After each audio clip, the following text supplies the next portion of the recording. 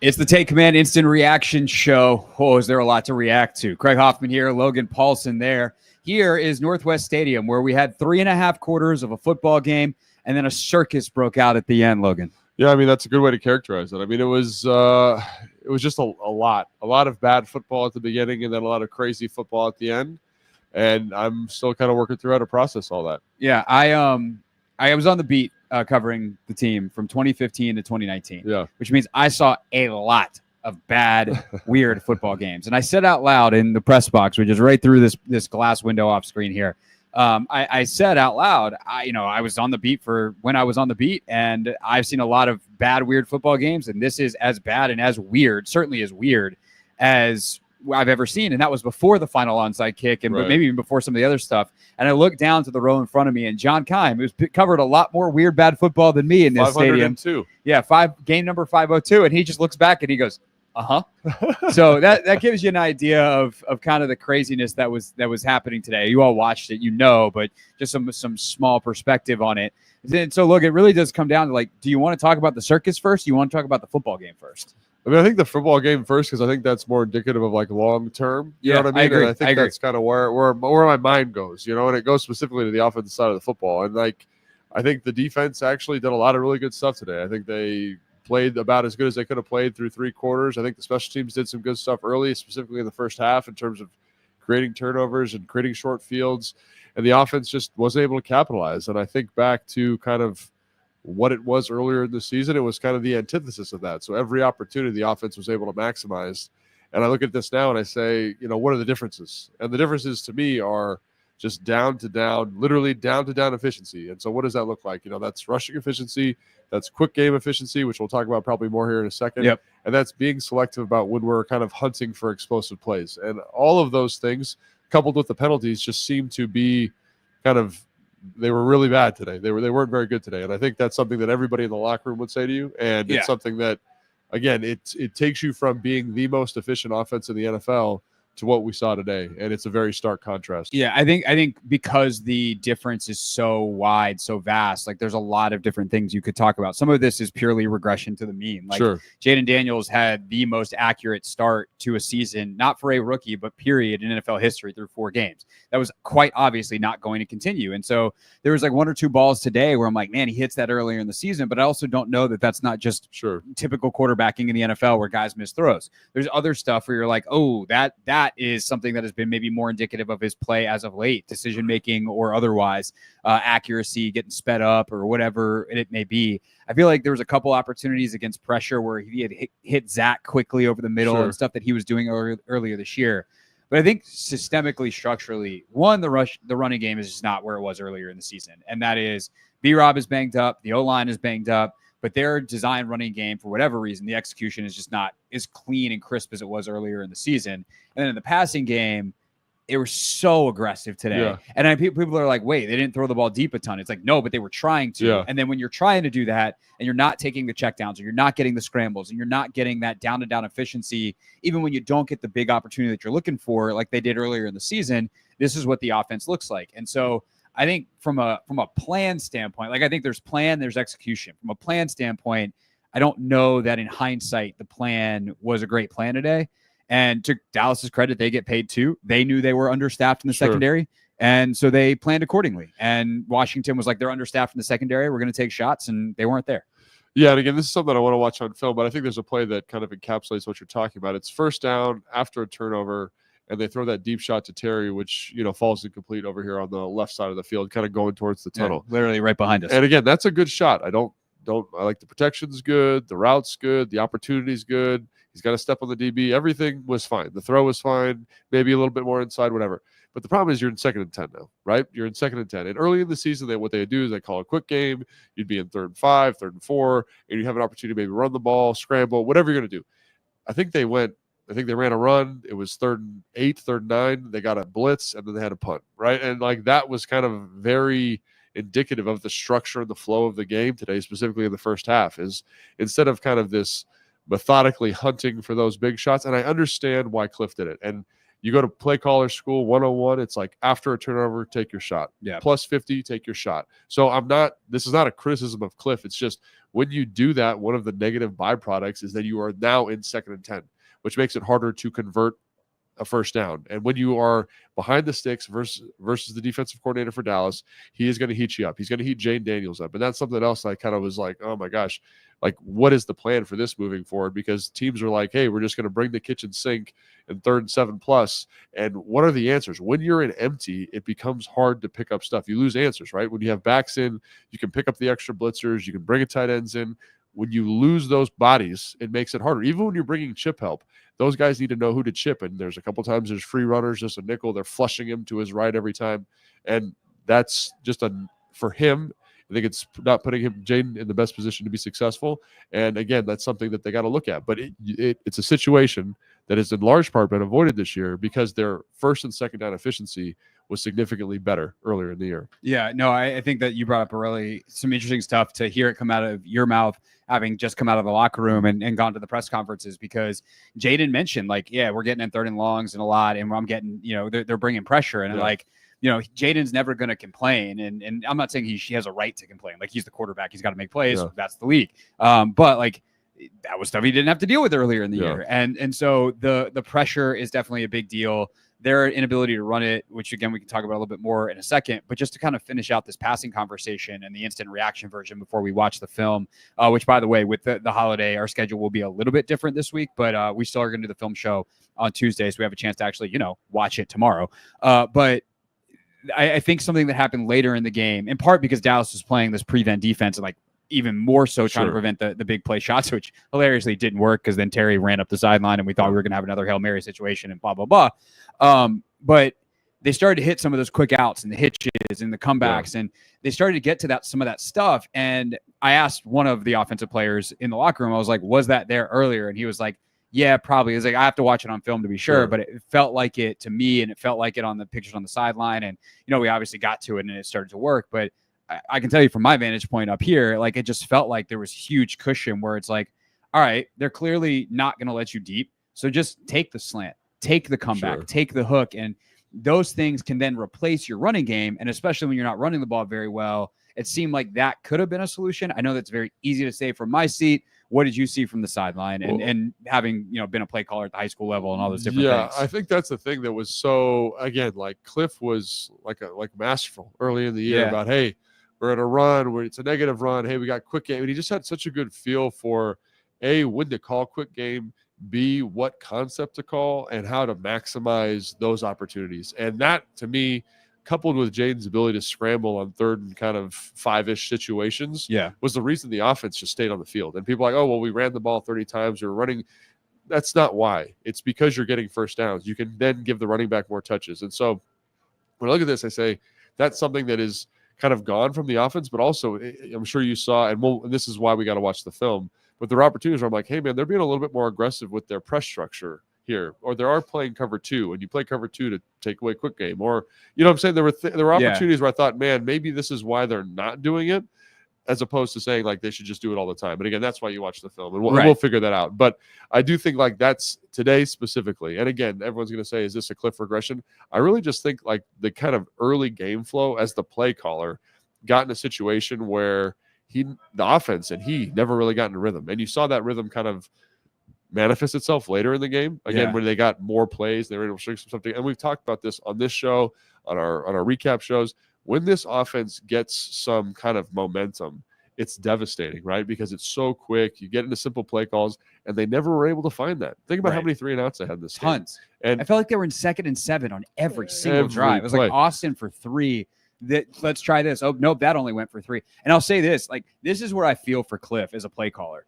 I don't know what you can call to be confident in with this offense right now, because things that you should be confident in, your base runs, not going anywhere. Your screen game, you get picked off on a screen today. That was wild. I totally forgot about that. Yeah. So like, if you're going to, if all of a sudden that's a possibility, like what the hell are you supposed to call to feel good about? And that's where it's tough. Like, this is the NFL. It's the hardest league in the world. And this offense made it look really easy earlier in the year, and they've got to figure out how to get back to that. Like, it's the NFL. That's their job.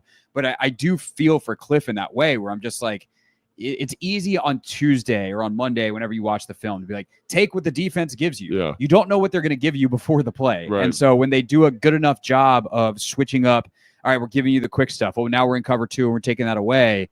It's really, really hard to find that rhythm as a play caller. And it's something you could see, like there was definitely coming out of halftime, like this big push to run the football more. But when you start running the football and the defense is starting to take that away, again, you fall into situations where you were before, right?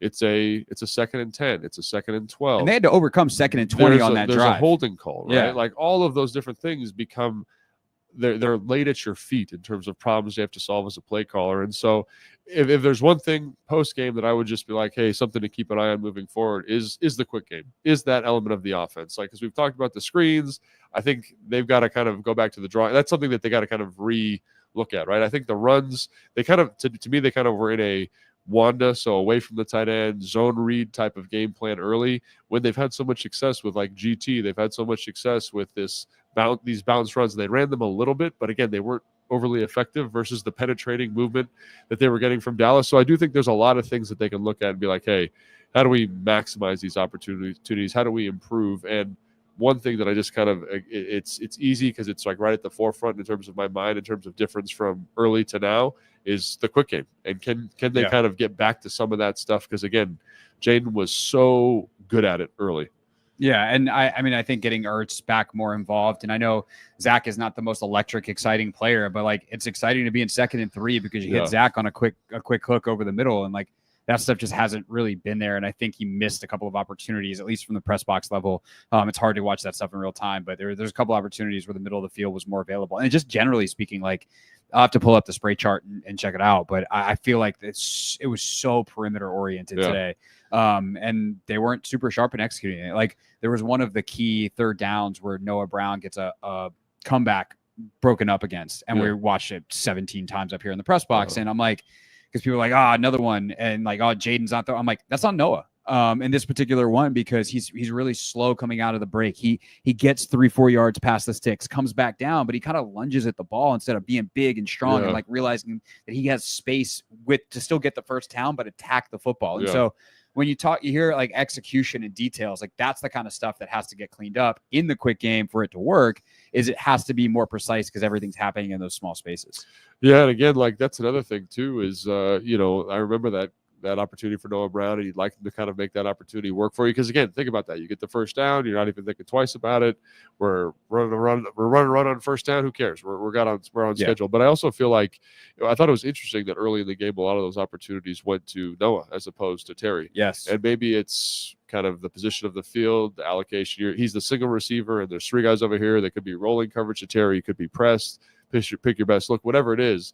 But that's something that I'm excited to watch on film too, is because Terry does seem like he's very good in those contested catch situations. And I'm not sure why that resource isn't being tapped into, especially in the first half of this game. Yeah, for sure. And I will also say, another big play in this game that gets forgotten because there's so many things that happen and they finally get something going, or it looks like it in 8 minutes to go in the 4th quarter, and Bates has the fumble. Oh my gosh, yeah. John, that's a great play. They get the play action. They finally look like they're going to get going a little bit, and then fumble. Just Dallas made some plays. Yeah, especially because it was 10-9 at that point. They could have driven down and scored. Then they go down and hit the field goal, and you're down by. You need a touchdown now to win the game. So that was a really tough situation, and it kind of the whole game, honestly, kind of felt like that. It was just kind of a comedy of errors. And I've played games like this. Like the one I'm thinking of was we played when I was in Atlanta. We played Baltimore.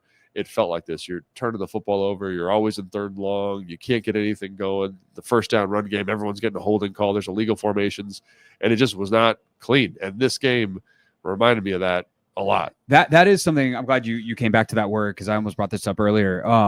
Because you said it earlier. Like earlier in the season, this team played incredibly clean football. And it has just not been that. Part of that's injuries, and you're banged up. It's late in the year. It's getting cold out. You're fatigued as hell. Yeah. But like, that's something that they preach. And so I don't know what Dan's solution is. You've been in the locker room with the guys, so you can tell us as well as anyone. But like, I don't know how you get that stuff cleaned up, because it's not like they're telling them, hey guys, it's okay to be sloppy today. Like that's not a coaching point, obviously. Right, so how do you get that fixed? Well, I think for me, it's kind of, you got to emphasize the details. And that's so incredibly hard to do. As a player, it was hard to do. As a coach, it was hard to do. At the high school level, it's impossible. Like, it's just like, because every little detail is important. Right. Like, hey, who's watching the tackle? Are they on sides or are they in a illegal formation? Like, who's watching that? Yeah, they have a huge play late in this game erased because Brandon Coleman's just lined up in illegal formation. By the way, they also got bailed out because Dallas had 2 plays wiped off because of illegal formation. 100%. So who's watching that? Who's watching the spacing? Who's watching the timing? Who's making sure that we have answers versus these blitz looks? And when you actually go through the list of a game plan and you're really just redlining a script, you're like, man, we did not cover as much as I thought we covered this week. So I used to do the same thing with Sean, same thing with Kyle, and they do a really good job of that. But there's certain weeks where you come in and you're like, man, they brought something that we weren't expecting, and this whole section of our game plan was terrible. And then that stresses the other parts of the game plan. It stresses certain players, and you're kind of just grabbing at straws. You're pulling at this rope that's just falling down from the ceiling, and you can't get any traction. And again, that's when I think of that Atlanta-Baltimore game, that's exactly what it was. They came out, they played a different front than we were expecting. All of our base runs were terrible. All of our base protections were terrible. And we were just like, now what do we do? Right. And again, like, it leads to penalties. It leads to mistakes. It leads to negative plays. And so, and I'm not saying that happened in this game because we haven't watched the film yet, but I do think, like, can we tighten the game plan up? Can we emphasize the details? And sometimes they get you. And I kind of felt like they got a little bit today, but also I felt like they helped Dallas a little bit offensively with a little bit of lack of execution. I think that's a frustrating thing, just to zoom out big picture for a second before we talk about the defense. And then, oh my God, special teams. Boy, were they special today in all kinds of ways. This wasn't like Dallas played out over its skis. Like, Dallas comes out of this game. Like, if I'm doing radio in Dallas tomorrow, I'm like, hey, guys, we're lucky to win. We're still a bad football team. Yeah. Like, it was a bad football team that played badly. And unfortunately, Washington just played worse. And they just gave them all these different opportunities. I mean, just the game could be summarized in so many plays. But there's a single play where Noah Igbenogany commits a PI, gets a pick, and fumbles. Yeah. Like, that was the football game. That's silliness like that. Yeah. By the way, soft PI call. So soft. And again, like, I've never been a, like, criticize the refs game kind of guy. But that call, I was like, he's actually getting pushed off on, and he doesn't actually grab him. Yeah. So it was just But he fumbled, so that wouldn't have mattered anyway. But it was just a tough call. Tough call. So that's great. Speaking of the defense in the secondary, I think this team desperately needs Marshawn Lattimore because there are just key situations where, and we're 17 minutes in. Some of you, I'm sure, in the comments already waiting. Like, BSJ didn't play a ton today. He and Michael Davis were rotating. I don't know what that's about. There's so many other things that happened. I forgot to ask about it post game, but like, in key situations, again, like, teams are attacking him. And the touchdown late to Schoonmaker, Quan darts out of the middle of the field to go give that safety help that we all wish that he had against Pittsburgh. And then Jeremy Chin, I think it is. I'm not sure exactly who it is, but that's something like we have to check on the film. But it looks like if it's some type of cover 2 or quarters, like, someone has to carry Schoonmaker up the middle of the field to that spot that Quan vacated, and they didn't. So it just the way things get easier, and like, Sanders still gave up a couple, Noah gives up a couple. So, like, again, the secondary is just stretched a little thin, and overall they played well. Like, it's 34-26, but they really gave up well. two special teams touchdowns. But, like, in order to take the next step, I think we have reached the ceiling of the current personnel, and Lattimore is going to do a lot for them. And I'm very excited to see him get on the field, hopefully this week. I mean, I think we're all excited to see him get on the field, but also I think, like, it was 3-3 coming into halftime. Yeah. And the defense played great. I should have said that first. Yeah, and I think, again, for them to hold, I've been a part of these types of games too. When you're like, when I was with the Bears, we were a bad offense, and the defense was great, and it would be 10-7 going into the third quarter, and we just would go 3 and out. We'd go 3 and out. And you're just giving that other offense more and more opportunities, and you're messing up the field position battle. Like, think about that. The offense had an incredible field position today and just did nothing with it. And I think that's the thing that's, again, really frustrating is the defense held up their end of the bargain. And again, I always say this because I'm an offensive player, but that's when the offense needs to reward that. And I think that's another thing that's frustrating about it is they've gotten this great support the last couple of weeks from a defense that's really putting it all out there for them. Yeah. And the offense you just need to get a couple first downs. You need to get a couple points. And again, I'm not saying you're going to win the game that way, but you need to alleviate some of that pressure on that group. And for some of the reasons we talked about at the top of the show, the quick game, the run game, just general offensive efficiency. But the offense needs to support that group because I think they're definitely playing well enough to win football games. 100% agree with that. So I want to pause, Yeah. emphasize defense played well, Yeah. and then bring up one more point about the defense for a potential area of improvement, Sure. because I thought it was an interesting moment at the end of the press conference. Now, I don't want this clip to get taken out of context as someone who was in the room. Good luck. But at the very end, they were like, a couple more questions. Nobody had one. Dan was like, okay. And then Standig asked, he's like, hey, by the way, it seemed like the pass rush couldn't get home today. And Dan goes, I agree, and gets up and walks really? out, Yeah. which like was a very funny thing in the room. That wasn't Dan being snarky or bad with the media or anything like that, but he did agree. And so I think that's something too that came up in a couple of spots today. Some of these big, like high leverage situations where, again, I remember at one point them announcing that Dallas was 1 of 9 on third down. So they played largely well, but the pass rush today was not as good as I think they had hoped, considering Dallas's offensive line has been pretty all year, and they're without Zach Martin and without Tyler Smith. And they just could not get the big play sack pressure that I think that they really wanted for this game plan today.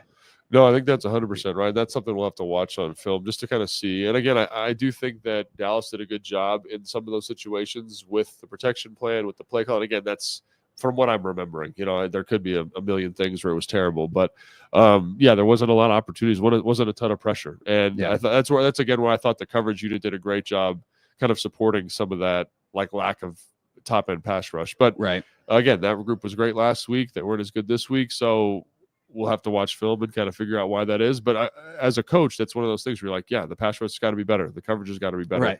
Because you want to win the football game. If you're Joe Witt, that's the stuff you're saying. If you're an independent analyst doing a post-game show in a press box overlooking the stadium, you're like, hey, guys, offense. That's probably the big deal here. Yeah, and again, like I think it is the big deal. But again, like if you're Joe Witt Jr., like you said, it's a great point. You're going to be very critical. Dan's going to be very critical. And that's one of the things that I really appreciate about this staff is that they are self-reflective.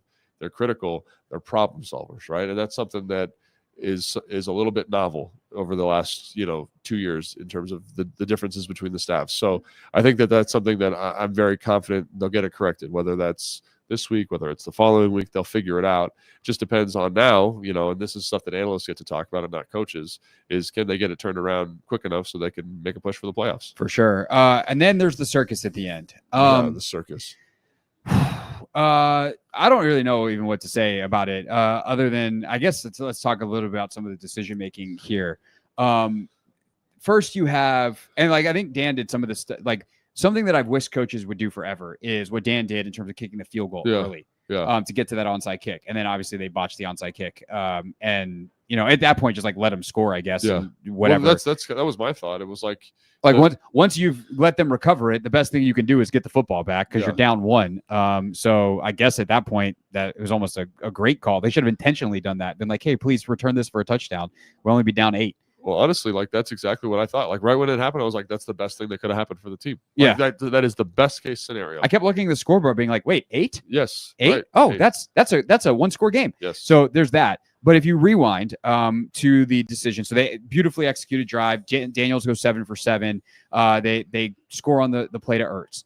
First thing, do you think about? Actually, let's start there. You kick the football deep, right? I do have the order right here. They kick the football deep, and then it's the Turpin thing, and then it's the Terry thing. I think that's right. So go down, they score. Turpin scores. Terry scores. Okay, so let's start with the Turpin one. Yeah. I asked Dan after the game to walk us through the decision making because Austin Seibert had told us in the locker room that was an intentional squib, dirty kick, dirty ball, as they call it, because the squib kick obviously has to change with the landing zone rule and whatever, which Brandon Aubrey inexplicably violated earlier in the game. So to me, in that situation, you have 2 timeouts. Dallas is going to run the football. Every second matters. I am kicking that ball through the end zone 10 times out of 10. Yeah. That obviously the worst case scenario happened in terms of giving up the touchdown there.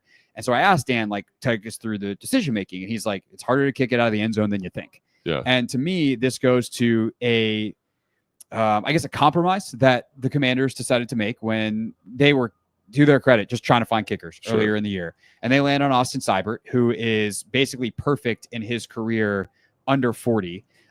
He was perfect on extra points until today as well, but over 50, not very good, does not have a very strong leg, and does not kick the ball through the end zone. Yeah. So given that, Is that just a personnel issue and they did the best with what they had, or do you try to kick it out of the end zone and trust your coverage? Like I don't. It's obviously easy to say like, hey, would you have done something different because it went as badly as possible? Yeah. But what do you make of the process? I actually really like the kick, honestly, because I thought if he muffs this or fumbles it, it gives you an opportunity to maybe recover it. Is what I Sure. thought, right? Especially with the onside kick recovery rule, what it is, I was like, this is kind of best case scenario. He does muff it. He's messing around with it back there. They're going to be backed up. They're going to be more conservative in play call. And obviously there's a little bit issue in terms of coverage lane. It looks like, McGee gets out of his lane, comes across, whatever happens. But it's a Deion Sanders classic. Muff it, make them think that you're panicked, and then you take the lane. Which happens more than you think. But anyway. Steven Sims had one here a couple years ago. Yeah, it's crazy. So, but I actually like that. I was like, good. That's a good opportunity. And again, it doesn't work out the way you want it to. I don't think that, just because the result was the worst thing that could happen. I think statistically, when you run the math, it's probably like the returner muffs the punt, like good or bad. Good. You know what I mean? Is he going to return for like sure. Like you just kind of play the analytics game more times than not. That's going to be a positive situation for you. But I don't have any problem with the decision. Again, you don't want him to return it for a touchdown. I don't really have anything more to say about it other than that. Yeah, I think I would have kicked the ball through the end zone if that was an option for me. I don't know that was an option for Dan Quinn. So that's the reality of. The situation is Seibert's leg and his this is the bargain you made. You feel pretty good if it's under 40. And just leg strength. Yeah. In a couple of times, in a 50-yard field goal on down, it was an issue in multiple places today. And you see why sometimes coaches and personnel people opt to take a less accurate short kicker for someone like Joey Sly that obviously we saw here the last couple of years who like, it's 58. That's in his range. Like, let's party. Yeah. So then the Terry thing happens. Yeah, that's bananas. That is all-time bad play by the Dallas Cowboys. Legitimately one of the worst football plays that a team will have all season that they get away with because of what happens in the ensuing whatevers, including the missed PAT by Seibert, which again, it's his first miss of the year. I'm not going to get too mad at Austin Seibert, although he clearly had a rough day already. Yeah. And considering the momentum at that point, considering Daniels got in really easily on the previous 2-point conversion, considering any other factors you want to consider, I think I probably would have gone for 2 there and just wouldn't try to end this thing. That's what I thought he was going to do, and I was a little surprised that he didn't. But again, maybe you feel like you've got the momentum, you've got an opportunity. I don't want to leave it to one play. This may be what you're thinking. And that's exactly what Dan said after. He's like, let's not decide it right now. And I understand it. In that moment would have been like, let's decide this thing right now. Yeah, especially given how chaotic it had been prior to that, for sure. And I don't think there's a wrong decision. I totally understand his perspective. I do too. Because I think you've got it rolling. You've scored 2 touchdowns. Everything's going good. You've got them on the ropes. And you're a better football team. And usually if you go to overtime and you're the better football team, you win those matchups, right? But again, you missed the field goal. And if he had gone for 2, I'd have been like, okay, he thinks it's important because they've kind of gotten this one out. Yeah. Easily the Commanders are the better football team. I don't know that they were the better team today. No, down in, down out, they weren't necessarily the better team. You've got this chaos moment. I think fundamentally, this is a very, I don't say journalistic, but a headline storyline way to look at it, right? For me, the headline is I put the ball in Jaden Daniels' hands to win the game. Sure. And I am comfortable with that decision if I'm Dan Quinn. And not to say that he's not comfortable doing that very clearly, that the antithesis is not true. But to me, that's ultimately the deciding factor of going for 2 is I'm going to put the ball in Jaden's hands. He decided to say, hey, let's play for overtime, where it ultimately would have wound up in Jaden's hands again. That's what I was going to say, yeah. But I've been willing to do that for Jaden's hands on one play. And he decided otherwise. It didn't work out. Some bad snap. Tress said he got it down. Who knows about the timing? That's really, really intricate stuff. And then obviously Austin pulls it and yikes. Yikesy poo. Yeah, yikesy poo is exactly right. I don't really have any strong opinion. I go for 2, whatever. Missed the PAT. That's again, worst possible case scenario for someone who's never missed a PAT in their entire career. But that's how this game felt from the first play of the game to the last play. It felt like a comedy of errors. And sometimes you have those games. Now we'll see what kind of composition this team has in terms of being able to right the ship and get back to it. Murphy's Law, Washington Commanders, handshake. What can go wrong could go wrong. All right. We'll see what went wrong on the film and what went right. Who knows? Maybe there's some good in there too. Probably, especially on the defensive side. And we'll do that on Tuesday, our usual time. So make sure you're subscribed to Take Command, whether it's here on YouTube at the Team 980 at 1067 The Fan. And I put up some of the show as well at Craig Hoffman. And then, of course, in your audio feed, just search Take Command in your favorite podcast app. And then I believe that we are going to tape on Wednesday our preview. We might put that out as our Thanksgiving gift on Thursday morning, first thing. But you got it to listen to whenever you want around your Thanksgiving travels. Until Tuesday, and try to enjoy the rest of your weekend. Sunday Night Football is a banger. Monday Night Football is a banger. So enjoy some good football. Safe travels if you're traveling somewhere. And for Logan, I'm Craig. Thanks for watching and listening to Take Command.